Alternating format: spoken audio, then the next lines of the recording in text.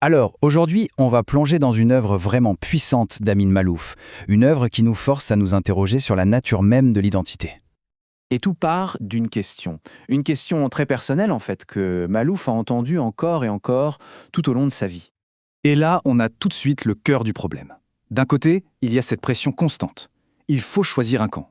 Mais de l'autre, il y a la réalité, qui est bien plus complexe.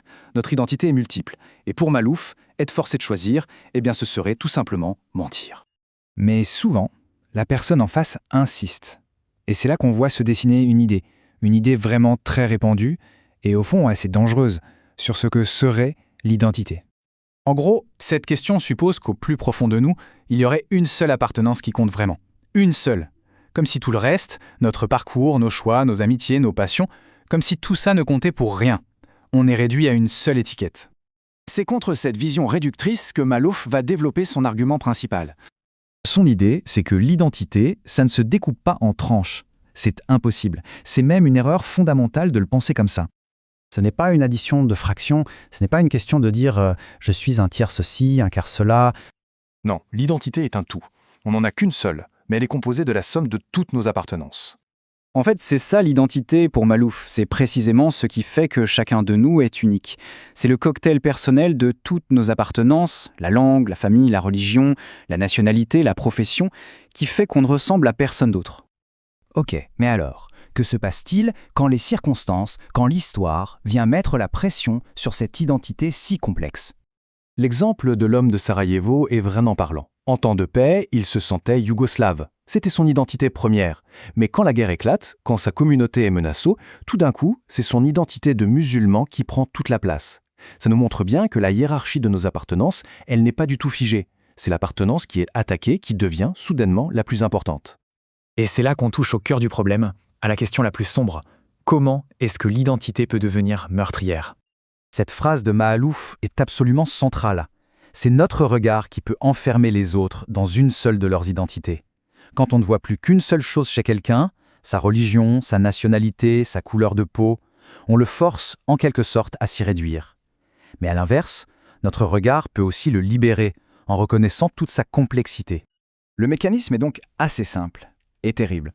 Quand un groupe se sent humilié, menacé, agressé, eh bien l'appartenance qui est visée se met à enfler, à prendre toute la place au point d'éclipser tout le reste. Elle devient le seul prisme à travers lequel le monde est perçu. Et Maalouf décrit une mécanique effrayante, une sorte de fabrication de tueurs. Ça commence par un sentiment d'humiliation dans une communauté. Ensuite, des meneurs, qu'ils soient sincèrement enragés ou juste calculateurs, émergent et promettent la vengeance. Ils vont attiser les haines, simplifier le monde en un nous contre eux, et à la fin, la violence n'est même plus vue comme une agression, mais comme un acte de survie, de légitime défense. C'est comme ça que les gens ordinaires en viennent à commettre le pire. Au fond, c'est cette conception tribale de l'identité, héritée de vieux conflits, qui est le terreau parfait pour les fanatiques. C'est elle qui nourrit l'intolérance et la violence. Maintenant, ce qui est vraiment intéressant, c'est que Maalouf ne s'arrête pas là. Il élargit sa réflexion à l'échelle mondiale et même historique.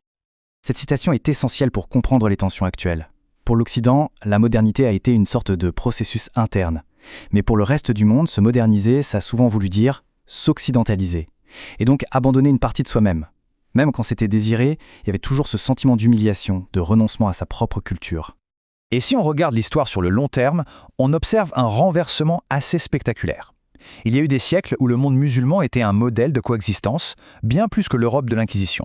Et puis, progressivement, les choses se sont inversées. L'Europe, avec les Lumières, a commencé à développer les concepts de tolérance et de libertés individuelles, tandis qu'une partie du monde musulman, pour des raisons complexes, est aujourd'hui parfois perçue comme un bastion du fanatisme. Et voilà l'une des clés pour comprendre certaines réactions d'aujourd'hui. Quand la modernité est perçue comme une simple copie de l'Occident, eh bien pour affirmer sa propre identité, la tentation est grande de se réfugier dans le passé, dans l'archaïsme. C'est une manière de dire « non, nous ne sommes pas vous, nous avons notre propre voix ». Alors face à ce constat qui peut sembler un peu sombre, Maalouf propose une issue. Une voie d'avenir qui est, je trouve, à la fois urgente et pleine d'espoir. Et cette voie, elle passe par ce qu'il appelle les personnes frontalières. Ce sont tous ces gens qui vivent au carrefour de plusieurs mondes. Les personnes issues de couples mixtes, celles qui ont une double nationalité, ou simplement celles qui vivent à la jonction de plusieurs cultures. Et attention, ce ne sont pas des cas marginaux, on parle de millions et de millions de personnes aujourd'hui. Et pour Maalouf, ces personnes ont un rôle absolument crucial à jouer, celui de trait d'union, de pont entre les mondes. Leur situation personnelle est en fait un excellent indicateur de l'état du monde. Si on force ces personnes à choisir un camp, si elles ne peuvent pas vivre pleinement leur identité multiple, c'est le signe que le monde va mal. C'est le signe que les murs montent et que les fractures se creusent partout.